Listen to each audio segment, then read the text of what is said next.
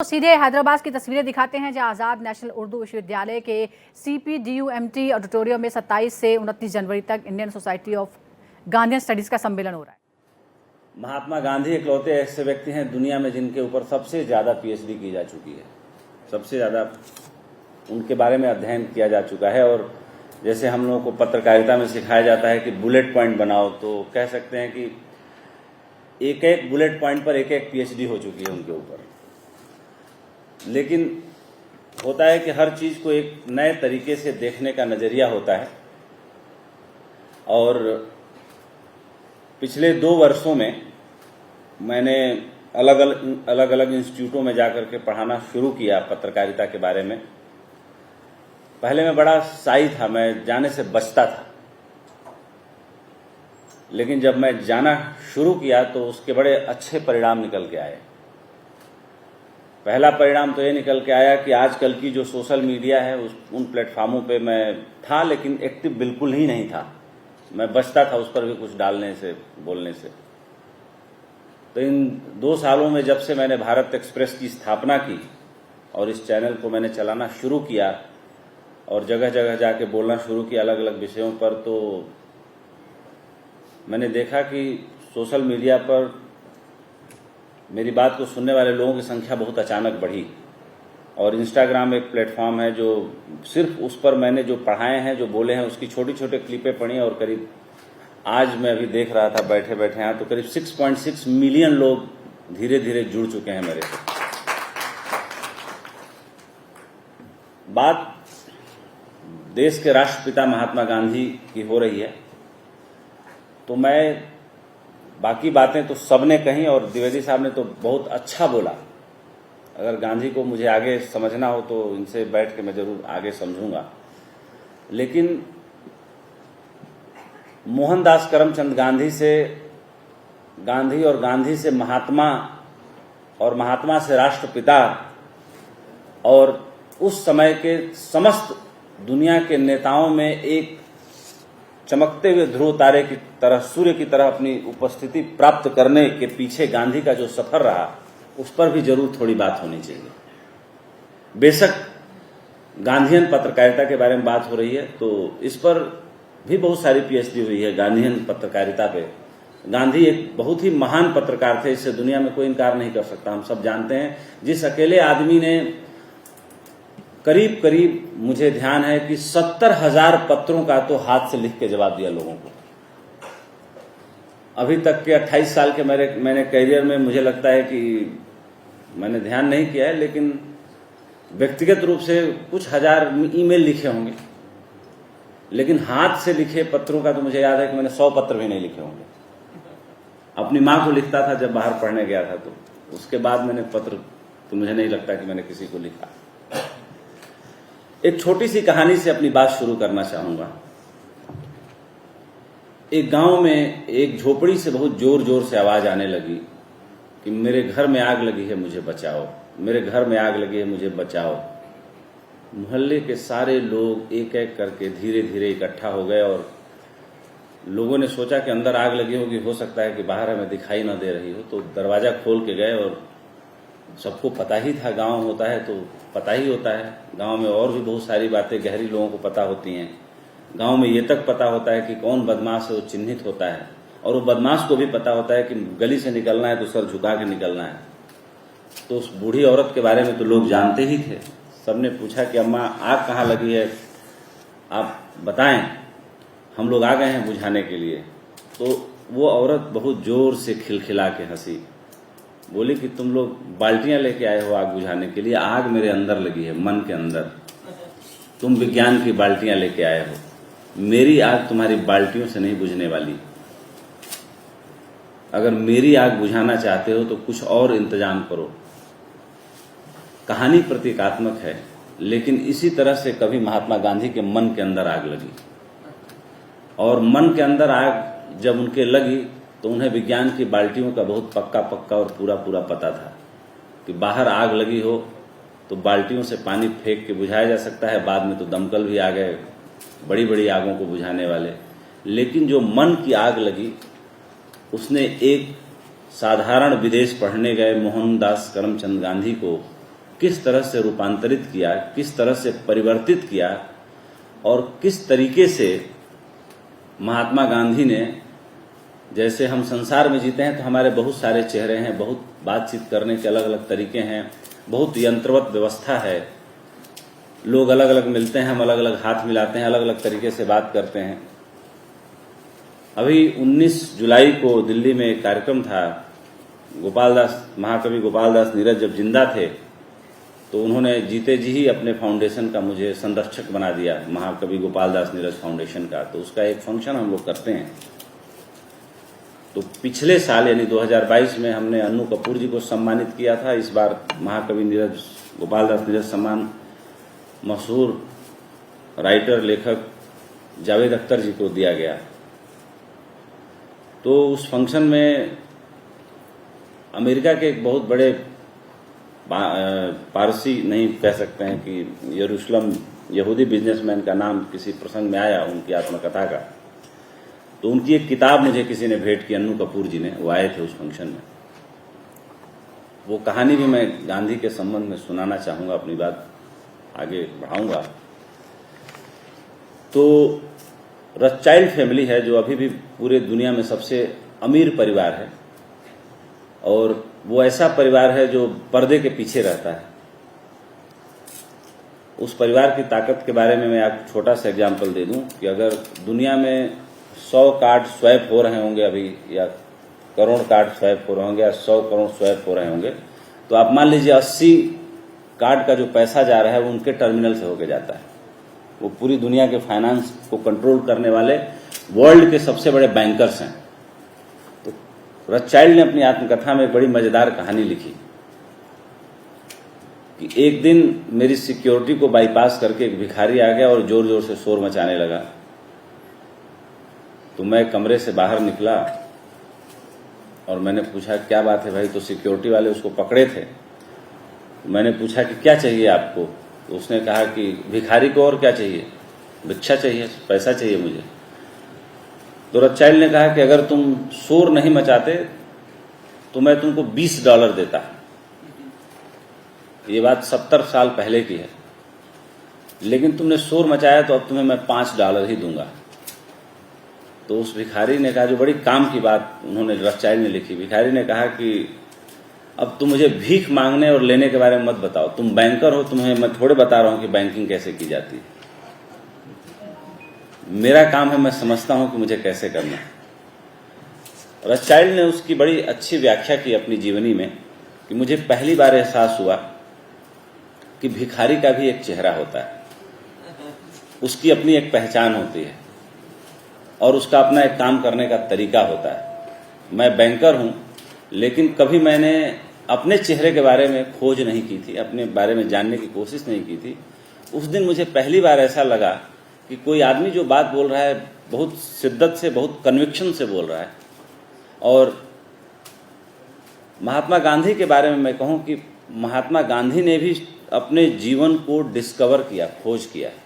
और महात्मा गांधी की बात की इतनी कीमत पूरी दुनिया में इसलिए हुई कि जिस आदमी का एक चेहरा होता है और उस चेहरे के बारे में वो स्वयं जानता है, जिसको वो डिस्कवर करके, जान के, परख के निश्चित करता है, उसी आदमी की बात आम जन से लेके ऊपर तक के लोग सुनते हैं, समझते हैं और समझने की कोशिश करते हैं अगर समझ नहीं आती तो गांधी ने जो अपना चेहरा बनाया और पूरी दुनिया में गांधी ने भारत के आंदोलन को, अहिंसावादी आंदोलन को जिस स्तर तक वो लेके गए, उसके पीछे वो गांधी का रूपांतरण था।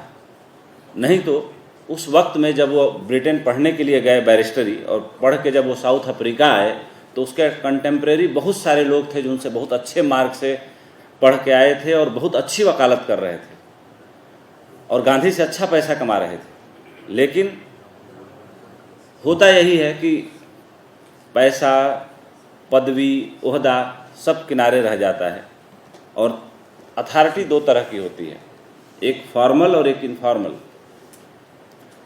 फॉर्मल अथॉरिटी तो वही जो जवाहरलाल नेहरू को मिली, प्रधानमंत्री की कुर्सी, और इनफॉर्मल वो अथॉरिटी होती है जो किसी कुर्सी की मोहताज नहीं होती, बल्कि कुर्सी उस तक चल के आती है। और वो जहाँ बैठता है उस कुर्सी को सुशोभित कर देता है।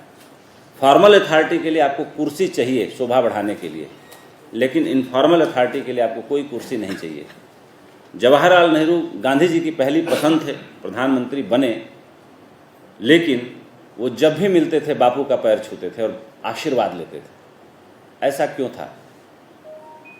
सिर्फ एक कारण से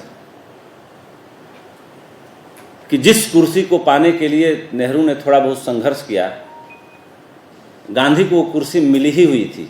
उन्होंने सहज ही उस कुर्सी को दान दे दिया और उन्होंने कहा कि ये जो पूरी मैंने अपने जीवन की यात्रा की, पूरी लड़ाई की, वो कुर्सी के लिए तो थी ही नहीं, वो लड़ाई स्वराज के लिए थी, पाने के लिए थी, आज़ादी पाने के लिए थी। तो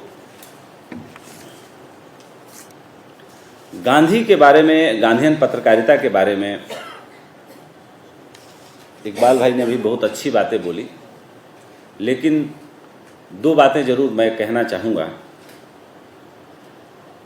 कि जो गांधी की पत्रकारिता थी वो मिशन की पत्रकारिता थी। देश को आज़ादी की उस वक्त बहुत ज़रूरत थी और उन्होंने अपने तरीके से जो प्रयास किया, और वो प्रयास अहिंसावादी प्रयास था, लेकिन गांधी के भी बहुत बड़े क्रिटिक्स थे।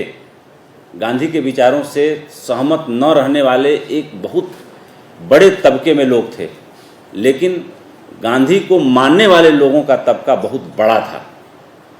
और मुझे लगता है कि आम आदमी की जो प्रतिक्रिया होती है वो बहुत ही रिएक्शनवादी होती है, रिएक्शनरी होती है, लेकिन रिएक्शन को समझना और समझाना बड़ा आसान है, अहिंसा को समझाना बड़ा कठिन है। ऐसा आम तौर पर होता नहीं कि कोई एक थप्पड़ एक गाल पर मारे तो दूसरा गाल आप सहज बढ़ा दें, ये बड़ा कठिन काम है। और आप लोगों को जान के ताजुब होगा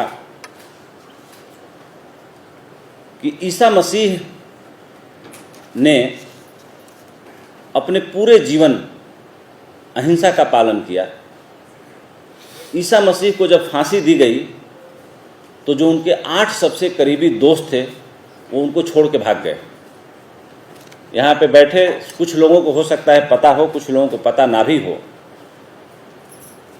ईसा मसीह को जब क्रूसीफाई किया गया तो ईसा मसीह की डेड बॉडी 3 औरतों ने उतारी। उन 3 औरतों ने उतारी जिनसे ईसा मसीह कभी मिले नहीं थे। उनमें से एक औरत वेश्या थी और 2 औरतें दूर से ही ईसा मसीह को देखती थी और उनको फॉलो करती थी।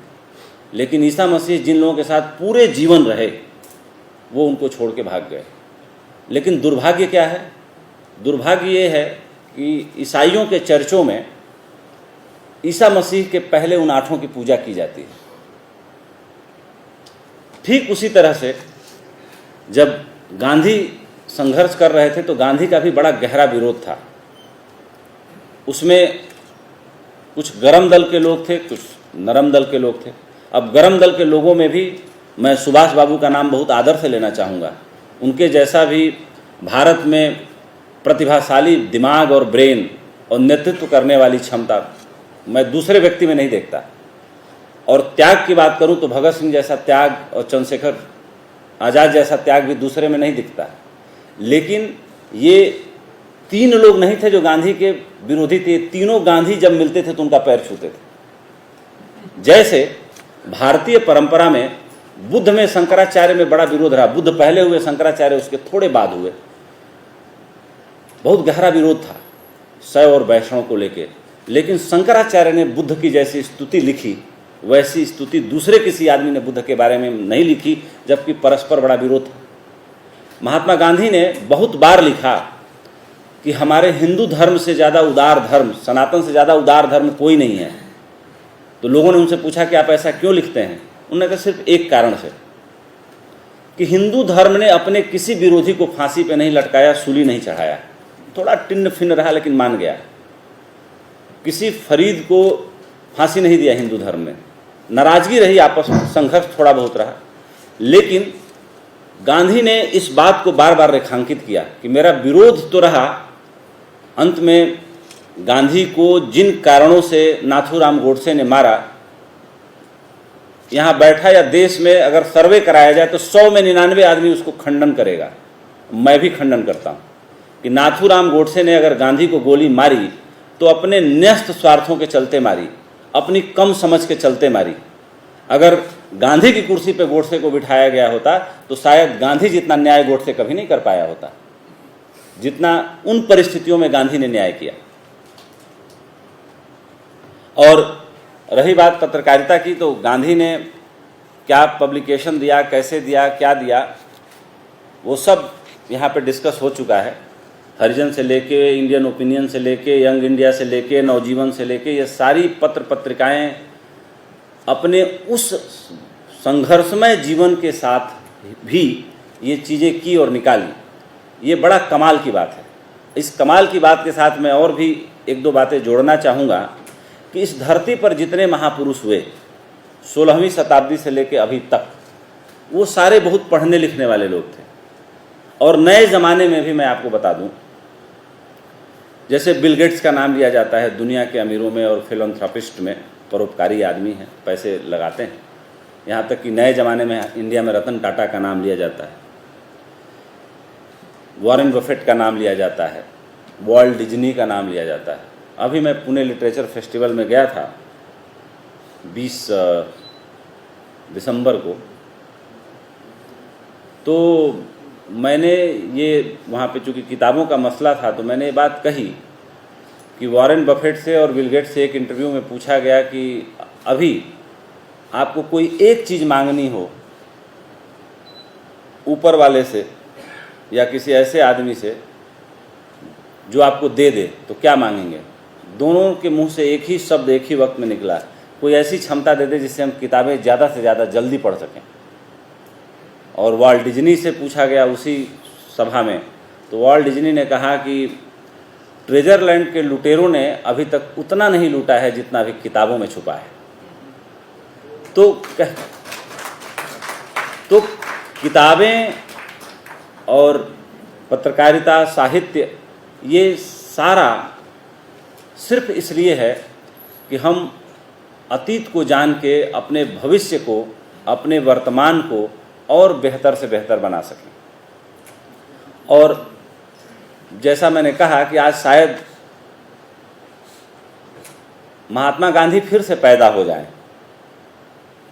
इस हिंदुस्तान की सोसाइटी में, और महात्मा बुद्ध फिर से पैदा हो जाएं।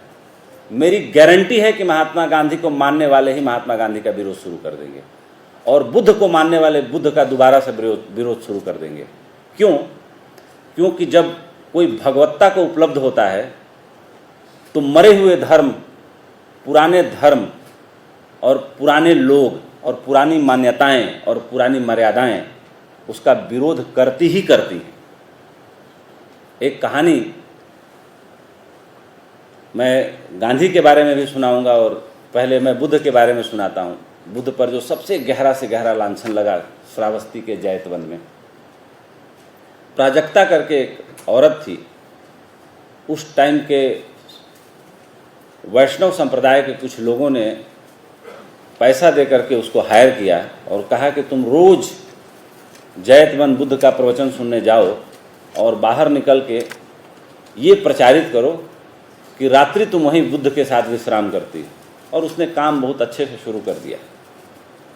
1 महीना, 2 महीना, 3 महीना, उसके बाद उस लड़की के मन में बहुत गहरा विषाद पैदा हुआ और षड्यंत्रकारियों को लगा कि किसी दिन ये सबके सामने जाके हमारी पोल ही न खोल दे, इसलिए उसका मर्डर कर दिया गया, मार दिया गया उसको जान से।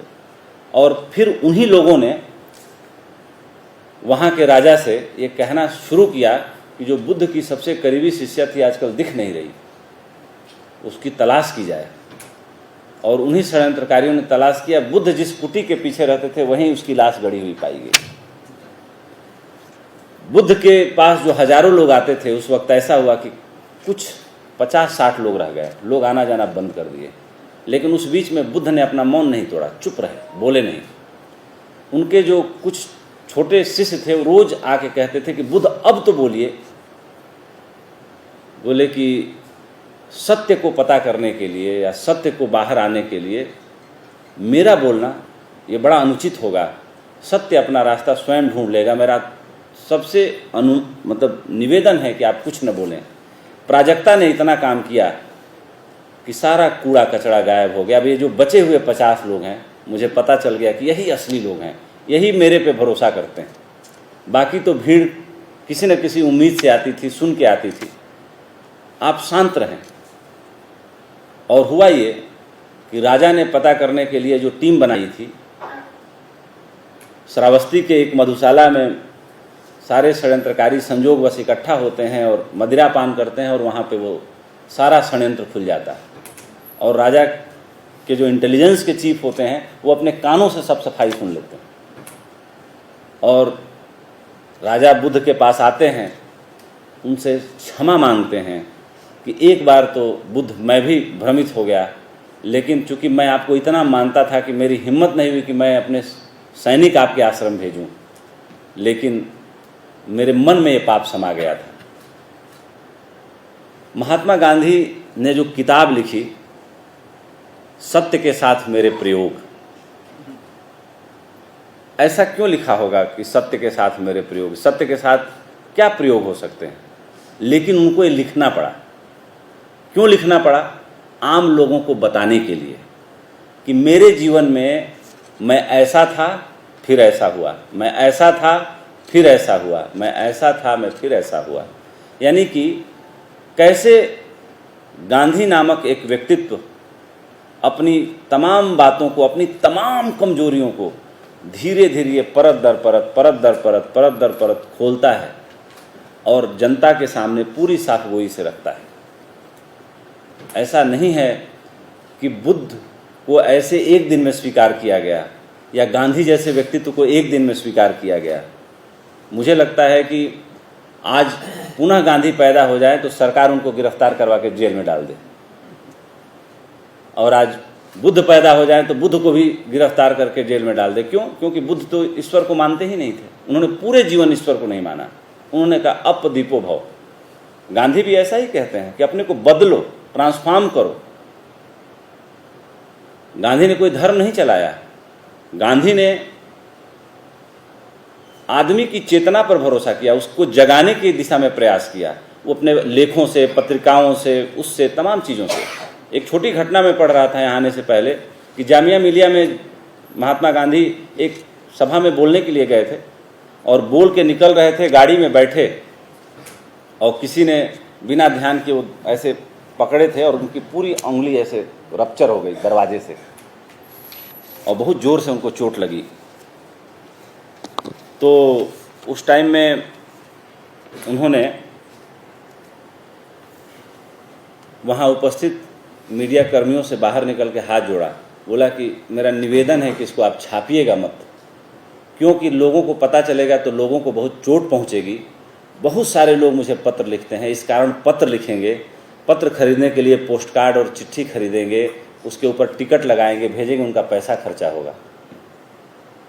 तो इतनी संवेदनशीलता, बात बड़ी छोटी सी है लेकिन इतनी गहरी संवेदनशीलता ये गांधी के अंदर ही आ सकता है। आप ये सोचते हैं किसी नेता के अंदर ऐसी संवेदनशीलता आ सकती है? गांधी जी एक बार किसी सभा में गए हुए थे, वहाँ नेहरू जी भी थे, सरदार वल्लभ भाई पटेल थे। वहाँ पे एक कैमरामैन थे, वो फोटो उतारते जा रहे थे, पीछे गमला लगा था, ध्यान नहीं दिए, गमले से गिरे और उनका सर फट गया, खून निकलने लगा। गांधी जी ने वल्लभ भाई पटेल से कहा कि अब तो तुम उप प्रधानमंत्री बन गए हो, इसको मैं अपने कंधे पे लाद के हॉस्पिटल ले जाऊं या तुम अपनी गाड़ी निकालोगे इसको हॉस्पिटल ले जाने के लिए? तो खैर वल्लभ भाई पटेल थे, उन्होंने अपने हाथों से, अच्छा वो महिला फोटोग्राफर थी, उनको अपने हाथों से उठाया, गाड़ी में बिठाया और गाड़ी में बिठा करके सीधे उनको दिल्ली में जो भी हॉस्पिटल होगा, मुझे नाम नहीं याद है इस वक्त, उस हॉस्पिटल ले गए, इलाज कराए। आज आपको लगता है कि कोई केंद्रीय मंत्री, कोई पत्रकार या महिला पत्रकार गिर जाए तो उसको सारा काम अपना छोड़ के उठा के ले जाए? इतनी संवेदनशीलता बची नहीं लोगों में। पहले लोग धीरे धीरे बनते थे, धीरे धीरे पहुंचते थे। आज अचानक जो राजनेता हैं, चाहे जो चुनाव के एस्पेरेंट्स हैं, मैं अक्सर मिलता रहता हूं, मैं तो जर्नलिस्ट ही हूं, मेरा काम ही है लोगों से मिलना जुलना। मैं बड़ा निराश होता हूँ। अगर मैं कुछ कह दूं तो किसी के अहंकार को गहरी चोट लगे, लेकिन मैं सबसे कम पत्रकार होते हुए भी सबसे कम नेताओं से मिलता हूँ। कुछ से मिलता हूँ जिनके अंदर फील करता हूँ कि थोड़ी संवेदनशीलता बची हुई है, लेकिन मैं ऐसे लोगों से मिलने से बचता हूँ बहुत सालों से। मुझे लगता है करीब 10 सालों से मैं बचता हूँ मिलने से। उससे पहले मिलता था, खूब मिलता था, लेकिन 10 सालों से मैं बहुत कम लोगों से मिला हूँ। और रही बात, 1-2 पॉइंट मैंने नोट किया था कि मैं चर्चा करूँगा।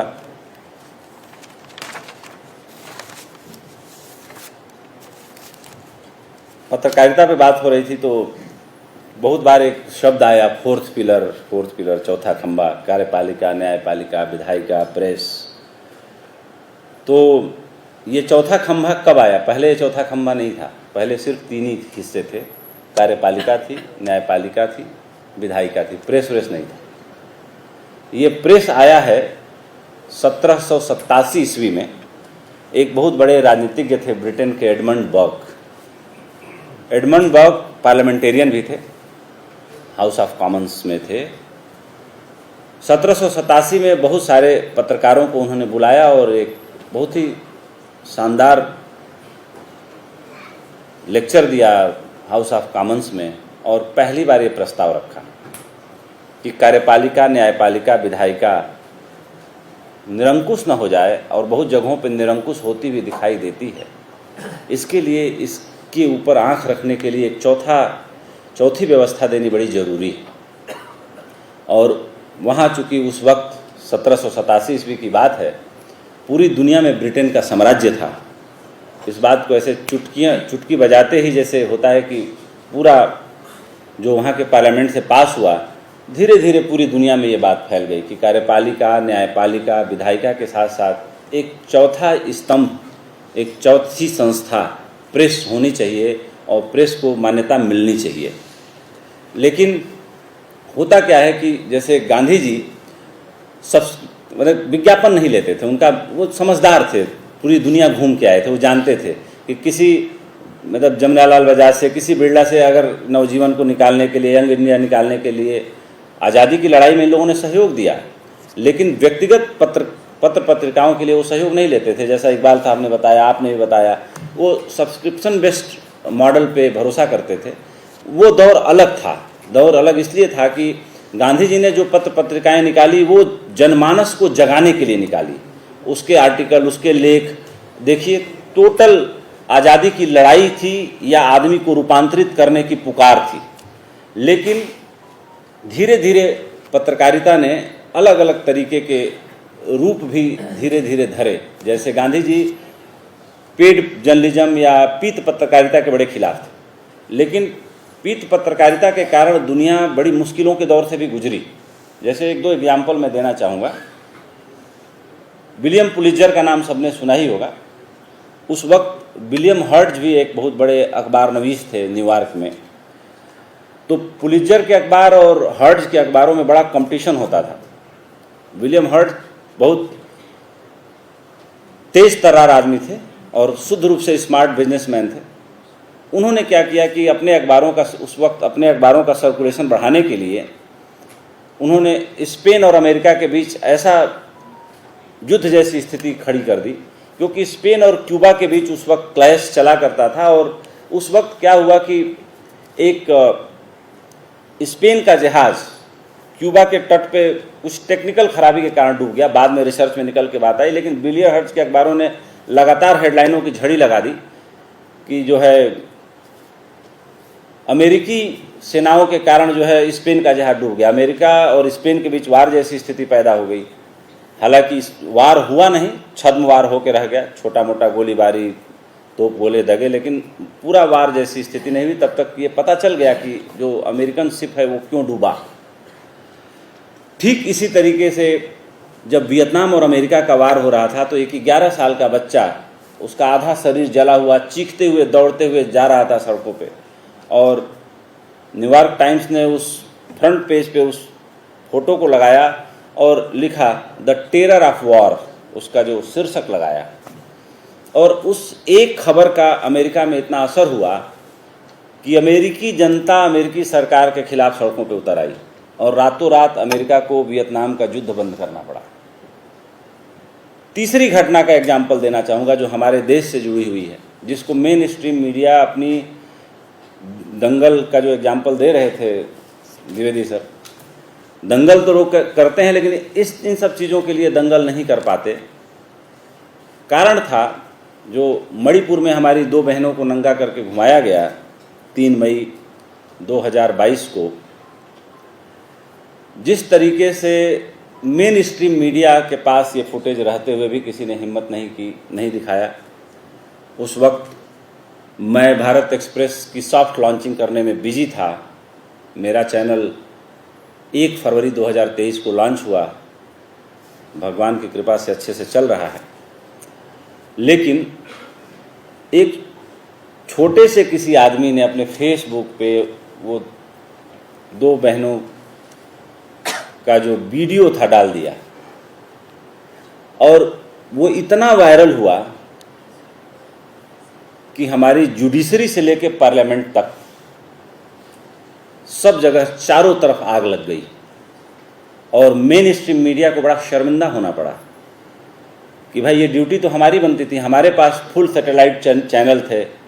भाई दुनिया के किसी कोने में कोई भी देश, हमारे देश का चैनल देखा जा सकता है। मिनिमम 80 कंट्री तक तो सारे चैनलों की बीमिंग होती है, जो ट्रांसपांडर जो सैटेलाइट की सर्विसेज हम लेते हैं, जो हमने भी ले रखी है।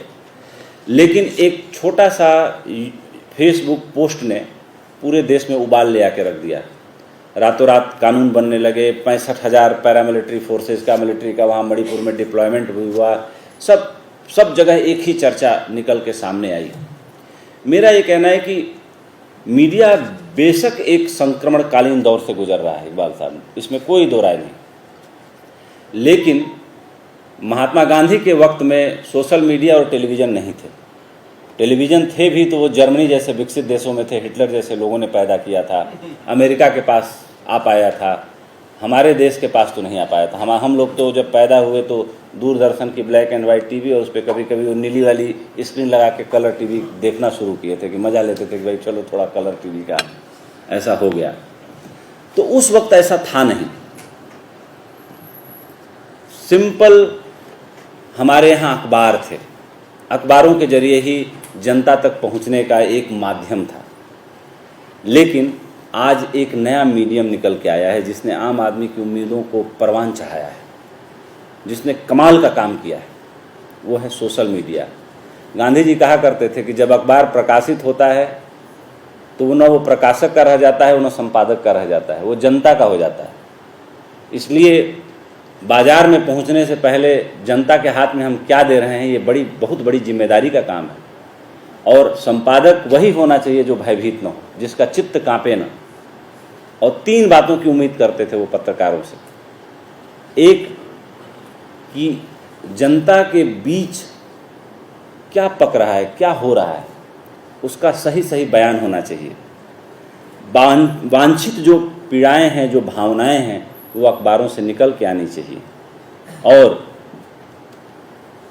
जो समाज के अंदर या जो अखबार हम निकाल रहे हैं उससे भी अगर कोई काम हो जाए या गलत छप जाए तो उसी अखबार में माफ़ीनामा लिखा जाना चाहिए। यहाँ तक कि जब वो इंडियन ओपिनियन अखबार छोड़ के आए थे, उनके बेटे माणिक लाल जी अखबार को संभाल रहे थे, तो उन्होंने पत्र में इस बात का जिक्र किया था कि माणिक लाल अगर अखबार निकालते वक्त गलती हो जाए तो माफ़ी मांगने से हटना मत, माफ़ी मांगना उसी अखबार में लिख के, भले ही फ्रंट पेज पे माफ़ी क्यों न मांगनी पड़े। लेकिन बदलते दौर के साथ हमने ये भी देखा कि विज्ञापन से जो बच जाए वही अखबार है, उतना ही अखबार है। भाई टाइम्स ऑफ इंडिया इस देश का सबसे बड़ा अखबार है, लेकिन समीर जैन ने जब अखबार का कार्यभार संभाला 1991 में, तो उन्होंने इसको बोला कि ये कमोडिटी प्रोडक्ट है और विज्ञापन छपने के बाद जो जगह बच जाए उतना ही संपादक जी आपके लिए है गुंजाइश, उतना ही चलाइए। और यहाँ तक कि संपादकों का अपमान भी होने लगा। भाई दिलीप पटगांवकर को समीर जैन ने, मैं इसको प्रत्यक्षों से, वो सबूतों से तो नहीं प्रूव कर पाऊंगा, लेकिन पत्रकारिता जगत में बहुत सारे लोग हैं जिनके मुख से मैंने सुना है इस बात को कि दिलीप पटगांवकर से उन्होंने अपनी बच्ची का होमवर्क तक करवाया संपादकों की इतनी भी दुर्गति हुई और बोला कि तुमसे अच्छा होमवर्क तो ये फलाना टीचर कर देता है यार, तुम क्या अखबार हो टाइम्स ऑफ इंडिया के। मालिकों ने इस तरह से भी अखबार के संपादकों का अपमान किया है। लेकिन एक दो अपमानों से, एक दो घटनाओं से समय की रेखा को परिभाषित नहीं किया जा सकता। जहां जितनी चुनौतियां हैं वहां उतनी संभावनाएं हैं। आज चुनौतियां हैं मीडिया के सामने, जाहिर सी बात है। मैं एक चैनल चला रहा हूँ, 525 लोगों का स्टाफ है, 2.5 करोड़ रुपए का पर मंथ का सैलरी लोड है। डिस्ट्रीब्यूशन के क्या खर्चे होते हैं मीडिया चलाने वाला आदमी जानता है कि कितना कैरिज पे हमें पे करना पड़ता है एक राष्ट्रीय चैनल को चलाने के लिए। तो है, चुनौतियां हैं, रहेंगी, हमेशा थीं, और उसके लिए बेहतर इंतजाम करने पड़ते हैं। लेकिन अब सवाल ये उठता है कि आदमी थोड़ा कंप्लीट बिकाऊ ही हो जाए या थोड़ा बहुत अपने अंदर सब्सटेंस बचा के रखे। तो मुझे लगता है कि पत्रकार को बिकाऊ तो नहीं होना चाहिए। अगर हम जब चैनल लॉन्च हो रहा था तो मैंने ये बात उस दिन बोली थी कि जब अखबार या चैनल कोई शुरू करता है तो उसका मन तो पवित्र होता ही है, लेकिन चुनौतियों के कारण कुछ लोग टिके रह जाते हैं, चुनौतियों को झेल ले जाते हैं, जो डार्विन का सिद्धांत है, फिटेस्ट ऑफ सर्वाइवल। और कुछ लोग टूट जाते हैं, कुछ लोग बह जाते हैं, कुछ लोग साधन को ही साध्य समझ लेते हैं, रास्ता भटक जाता है। लेकिन जो साध्य और साधन का अंतर जानता है वो मंजिल तक पहुंच जाता है, मंजिल उसे ले जाती है। तो लंच का टाइम हो गया, कहने के लिए तो बहुत कुछ है। मैं अपने विषय को ठीक से समझता हूँ, जानता हूँ, और परमात्मा ने ये ज़रूर मुझे मौका दिया कि मैं ग्रेजुएशन फर्स्ट ईयर से काम कर रहा हूँ। जब पहले साल ग्रेजुएशन में पहुँचा तब मैं सहारा अखबार में जूनियर कॉरेस्पॉन्डेंट ज्वाइन हुआ था, और दूसरे साल में जब पहुंचा तो सहारा का ब्यूरो चीफ होकर बॉम्बे चला गया। तीसरे साल की एग्ज़ाम मैंने आके दिया था लखनऊ यूनिवर्सिटी में। तो लंबा अरसा हो गया, 28 साल मैंने अपने करियर के लगभग पूरे कर लिए, और बहुत कम उम्र से, 17 साल की उम्र से मैं काम कर रहा हूँ। जो भी जितना आता है मैंने किया, और मेरे से कोई भूल चूक हुई हो मेरे कहने में तो जैसा कि आजकल चेतावनी आ जाती है सीरियलों में, फिल्मों में, उस चेतावनी की तरह मैं भी क्षमा मांग ले रहा हूँ। लेकिन जितना भी कहा, शिद्दत से कहा, मन से कहा, आत्मा से उपजी हुई बातें कहीं। धन्यवाद। जय हिंद, जय भारत।